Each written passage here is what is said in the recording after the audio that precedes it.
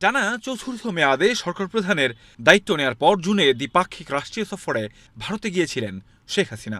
সেখানে তিনি rail transit সহ বিভিন্ন বিষয়ে 10টি সমঝোতা স্মারক সই করেন। ভারত সফরের 2 সপ্তাহ পর 4 দিনের সফরে চীনের উদ্দেশ্যে ঢাকা ত্যাগ করেছেন প্রধানমন্ত্রী শেখ হাসিনা। বেলা 11:15টার দিকে বিমান বাংলাদেশ এয়ারলাইন্সের একটি বিশেষ বিমানে রওনা দেন প্রধানমন্ত্রী তার সফর সঙ্গীরা। এ সময় মন্ত্রী, 3 বাহিনীর প্রধান সহ সরকারের শীর্ষ বিভিন্ন পর্যায়ের কর্মকর্তারা প্রধানমন্ত্রীকে বিদায় জানান। জানা গেছে, এই সফরে দুই দেশের মধ্যে কোনো চুক্তি হচ্ছে না, তবে অর্থনৈতিক ও ব্যাংকিং খাত, বাণিজ্য, অবকাঠামোগত উন্নয়ন সহ কয়েকটি বিষয়ে 20 থেকে 22টি সমঝোতা স্মারক সই হতে পারে।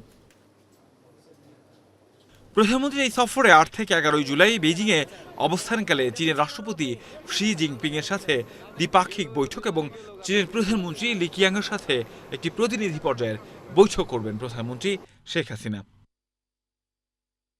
এই সফরের মাধ্যমে নতুন বাজেটের ঘাটতি পূরণ সহ বিভিন্ন প্রকল্প বাস্তবায়নে চীনের কাছ থেকে মোটা অঙ্কের ঋণ পাওয়ার আশা করছে দেশটি।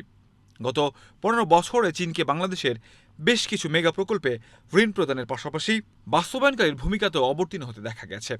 বহুল আলোচিত পদ্মা সেতুর অবকাঠামো নির্মাণ এবং কর্ণফুলী টানেল তৈরির পর দেশটি এখন তিস্তা প্রকল্পেও যুক্ত হতে যাচ্ছে। কাউসার আহমেদ, এশিয়ান টেলিভিশন, ঢাকা।